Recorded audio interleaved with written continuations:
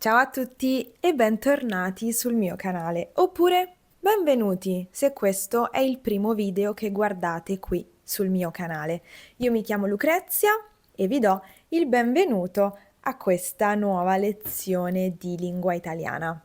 Nella lezione di oggi vorrei soffermarmi sulla differenza tra il verbo bisognare e la locuzione verbale avere bisogno di. La differenza sostanziale tra queste due forme è la struttura grammaticale, perché dal punto di vista del significato non c'è tutta questa differenza. Se uso il verbo bisognare e se uso la locuzione verbale avere bisogno di, sto comunque comunicando una necessità, un bisogno. Alle mie spalle, sulla lavagna, vedete due frasi che ci servono proprio per mettere a fuoco questa differenza di struttura. Leggiamo le frasi. Ho bisogno di riposare. In questa frase sto usando la struttura avere bisogno di. Questa è una locuzione verbale.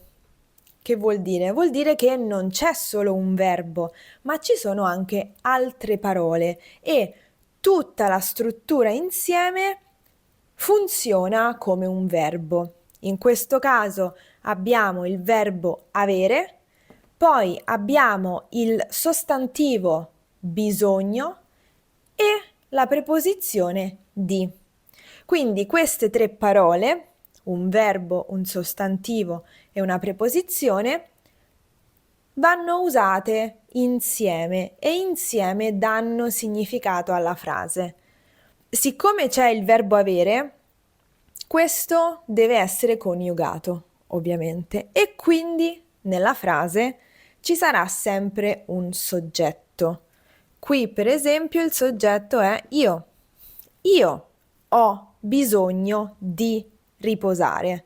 Sto comunicando una mia necessità. Devo riposarmi, ho necessità di riposarmi. Il mio bisogno è questo. Ho bisogno di riposare. Vediamo la seconda frase. Bisogna fare la spesa. Oppure possiamo anche riprendere il verbo del primo esempio. Possiamo dire bisogna riposare. Anche qui sto comunicando una necessità, sto comunicando un bisogno.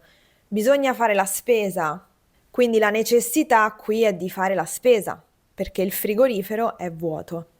Bisogna riposare. Anche qui la necessità è quella di riposare, il bisogno di riposare. Ma il bisogno di chi? Qual è il soggetto della frase? Non c'è il soggetto, perché qui usiamo il verbo bisognare, che è un verbo impersonale. Questo significa che non c'è un soggetto. Quindi noi usiamo il verbo bisognare solo alla terza persona singolare.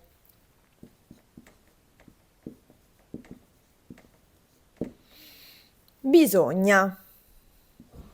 Quindi bisogna fare la spesa. Non sto indicando la necessità di una persona in particolare, ma sto indicando un bisogno, una necessità di tutte le persone che vivono in una casa. Quindi è nel bene comune fare la spesa. È una necessità del gruppo, non di un singolo. Usiamo questa struttura anche quando dobbiamo parlare di doveri comuni, doveri nella società. Per esempio, posso dire bisogna rispettare le persone. Non sto dicendo che qualcuno in particolare deve rispettare le persone, ma tutti in generale dobbiamo rispettarci a vicenda. Bisogna rispettare le persone. Questo verbo qui è un verbo impersonale. Pensate al sì impersonale. Il ragionamento è lo stesso, va bene? Questa è la differenza fondamentale tra queste due strutture. Se uso avere bisogno di, sto comunicando il bisogno, la necessità di una persona nello specifico, perché avere si coniuga e quindi c'è un soggetto. Io, tu, lui, lei, noi, voi, loro. Mentre se usiamo il verbo bisognare, stiamo parlando in generale. Perché bisognare è un verbo impersonale e quindi non c'è un soggetto. Questo verbo si usa solo alla terza persona singolare. Bisogna. E poi ovviamente il verbo è seguito da un verbo all'infinito. Va bene?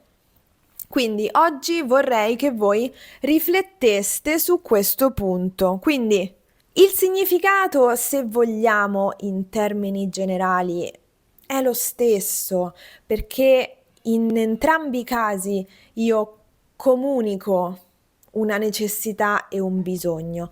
Ma che cosa cambia? Cambia il punto di vista. Quindi di chi è il bisogno e di chi è la necessità? C'è un soggetto oppure no? Queste sono le domande che dovete farvi quando usate una di queste due strutture.